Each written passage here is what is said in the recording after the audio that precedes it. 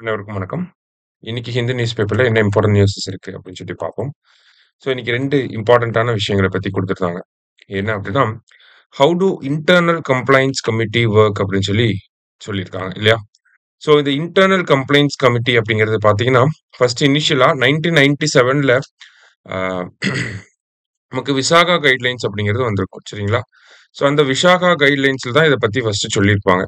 அதுக்கப்புறமா தான் நமக்கு 2013ல என்ன ஆகுதுன்னா, போஷ் ஆக்ட் அப்படிங்கிறது வருது. அதாவது sexual harassment of women at work place அப்படின்னு சொல்லக்கூடிய இந்த சட்டம் 2013ல வருது. இந்த சட்டத்தின்படி பார்க்குறப்ப, நமக்கு internal complaints committee, local complaints committee அப்படிங்கிறத அ உருவாக்கணும் அப்படிங்கிறத சொல்லியிருப்பாங்க. ஸோ ஒரு கம்பெனில 10 பேருக்கு மேல வேலை செய்றாங்க அப்படின்னா, அங்க இன்டர்னல் கம்ப்ளைண்ட்ஸ் கமிட்டி இருக்கணும். 10 பேருக்கும் குறைவா இருக்கப்ப, டிஸ்ட்ரிக்ட் அத்தாரிட்டீஸ் என்ன பண்ணணும்னா, டிஸ்ட்ரிக்ட் லெவல்ல ஒரு லோக்கல் கம்ப்ளைண்ட்ஸ் கமிட்டி உருவாக்கணும். 10 பேருக்கும் குறைவா இருக்கக்கூடிய கம்பெனிஸ்ல ஏதாவது விமன்க்கு ஹராஸ்மென்ட் நடந்துச்சு அப்படின்னா, அத அவங்க லோக்கல் கம்ப்ளைண்ட்ஸ் கமிட்டில சொல்லுவாங்க. இதே ஐசிசி இருக்க இடத்துல ஐசிசில போய் சொல்லிருவாங்க. சரியா? இப்போ இந்த கமிட்டீஸோட பவர்ஸ் என்ன அப்படின்னு சொல்லி குடுத்திருக்காங்க. ஸோ இந்த கமிட்டீஸோட ஹெட் கண்டிப்பா யாரு தான் இருக்கணும்? பிரிசைடிங் ஆஃபீசர் ஒரு விமனா தான் இருக்கணும். சரிங்களா? அந்த கம்பெனிலே ஒரு சீனியர் லெவல்ல இருக்கக்கூடிய ஒரு விமன் தான் அந்த கமிட்டியோட ஹெட்டா இருக்கணும். அதே மாதிரி அட்லீஸ்ட் 2 மெம்பர்ஸ் என்னவா இருக்கணும் அப்படின்னு சொல்லி பார்த்தீங்கன்னா, விமன் அ ரிலேட்டடா இருக்கக்கூடிய பிரச்சனைகள்ல எக்ஸ்பீரியன்ஸ் இருக்கக்கூடிய நபரா இருக்கணும். அடுத்தது ஒரு என்ஜிஓல இருந்து ஒரு மெம்பர் வந்து இருக்கணும். ஸோ டோட்டலா ஐசிசில இருக்கக்கூடிய மெம்பர்ஸ்ல ஹால்ஃப் ஆஃப் த விமன் யாரா தான் இருக்கணும் அப்படின்னா, பெண்கள் தான் இருக்கணும். At least half of the member should be women. சரியா? ஸோ ஒரு பொண்ணுக்கு வந்து இப்ப ஹராஸ்மென்ட் நடக்குது அப்படின்னா, அந்த ஹராஸ்மென்ட் நடந்து 3 மாசத்துக்குள்ள இந்த இன்டர்னல் கம்ப்ளைண்ட்ஸ் கமிட்டில கம்ப்ளைண்ட் பண்ணலாம். ஸோ அது ரிலேட்டடா விசாரிப்பாங்க. விசாரிச்சதுக்கு அப்புறமா என்ன பண்ணுவாங்க அப்படின்னா, இன் கேஸ் வந்து ஆ உண்மையாலுமே ஹராஸ்மென்ட் நடந்திருக்கு அப்படிங்கிறப்ப, அந்த ஆக்ஷன்ஸ வந்து எடுப்பாங்க. சரியா? என்ன ஆக்ஷன் எடுக்கணும் அப்படின்னு சொல்லி அந்த எம்ப்ளாயருக்கு வந்து ரெக்கமெண்டேஷன்ஸ் வந்து குடுப்பாங்க. அதே மாரி அ விக்டிம் வந்து கிரிமினல் கம்ப்ளைண்ட் வந்து ஃபைல் பண்ணணும். கோர்ட்ல கேஸ் குடுக்கணும் அப்படின்னு நெனச்சாலுமே, விக்டிம்க்கு அந்த கம்பெனி வந்து சப்போர்ட் பண்ணணும். சரிங்களா? ஸோ இதுதான் வந்து இன்டர்னல் கம்ப்ளைண்ட்ஸ் கமிட்டியோட ரோல். அதே மாரி இவங்களுக்கு வந்து பாத்தீங்கன்னா, சிவில் கோர்ட்டோட பவர்ஸ் இருக்கும். அ அண்ட் தென் சிவில் ப்ரொசீஜர பேஸ் பண்ணி தான் அவங்க நடந்துப்பாங்க. கிட்டத்தட்ட 90 டேஸ்க்குள்ள இவங்க இன்குவைரிய வந்து கம்ப்ளீட் பண்ணி முடிக்கணும். சரிங்களா? ஸோ அதுதான் இந்த ஐசிசி அப்படிங்கிற அமைப்போட முக்கியமான ஒரு பவர்ஸ வந்து குடுத்திருக்காங்க. சரியா? ஆனா, அ ஐசிசி அப்படிங்கிறது நெறைய கம்பெனிஸ்ல இருக்கவே செய்யாது. வொர்க்கர்ஸ்க்கும் அத பத்தின அவேர்னஸ் அப்படிங்கிறது சுத்தமா இருக்காது. அதே மாரி பார்த்தீங்கன்னா, ஐசிசி அப்படிங்கிறது இருந்தாலுமே, அது எஃபெக்டிவா இருக்காது. It is a dead letter அப்படின்னு சொல்லி சொல்லுவாங்க. ஓகேவா? டெட் லெட்டர் அப்படின்னு சொல்லி சொல்லுவாங்க.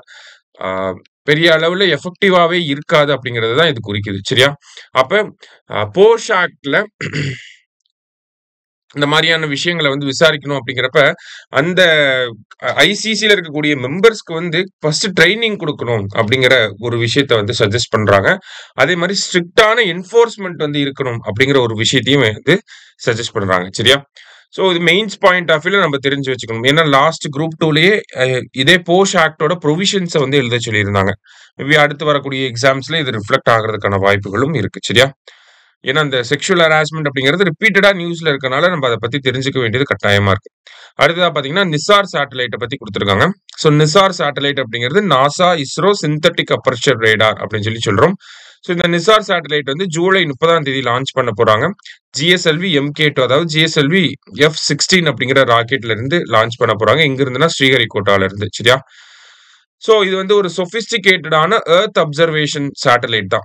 சரியா? எர்த் அப்சர்வேஷன் சேட்டலைட்ஸ்ல மோஸ்ட் எக்ஸ்பென்சிவ் சேட்டலைட்டா வந்து இந்த நிசார் அப்படிங்கிற சேட்டலைட் இருக்கு.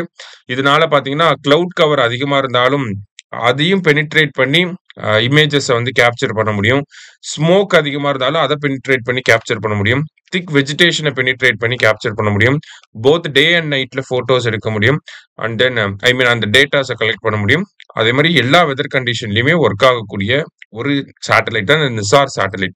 ஸோ இதோட அப்ளிகேஷன்ஸ் வந்து ஒரு 6 ஹெட்டிங்க்கு கீழ பிரிக்கிறாங்க.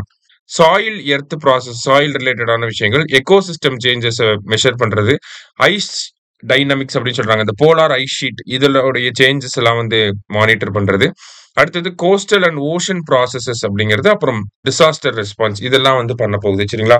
இதை தாண்டி என்ன பண்ணும் அப்படின்னா கிரவுண்ட் சர்ஃபேஸ், அதாவது இதோட அப்ளிகேஷனை பொறுத்த வரைக்கும் பாத்தீங்கன்னா சர்ஃபேஸ்க்கு மேல என்ன சேஞ்சஸ் இருக்கு, இந்த போலார் ஐஸ் ஷீட் மெல்டிங், நமக்கு அது வெஜிடேஷன்ல என்ன சேஞ்சஸ் இருக்கு, அந்த மாதிரியான விஷயங்களை மானிட்டர் பண்ண போகுது. அதே மாதிரி பாத்தீங்கன்னா நமக்கு அண்டர் த கிரவுண்ட் சாயில்ல கிரவுண்ட் வாட்டர் எப்படி இருக்கு, ஆயில் ரிசர்வாய்ஸ்ல எப்படி இருக்கு, இந்த மாதிரியான விஷயங்களையுமே வந்து ஸ்டடி பண்ண போகுது. அப்ப போத் சர்ஃபேஸ் அபவும் இருக்க போது, சர்ஃபேஸ்க்கு கீழேயுமே வந்து ஸ்டடி பண்ண போகுது. அதுக்கு தான் என்ன பண்ணிருக்காங்க அப்படின்னா எல் பேண்ட் எஸ் பேண்ட் அப்படின்னு சொல்லி 2 ரேடார்ஸ் வந்து வச்சிருக்காங்க.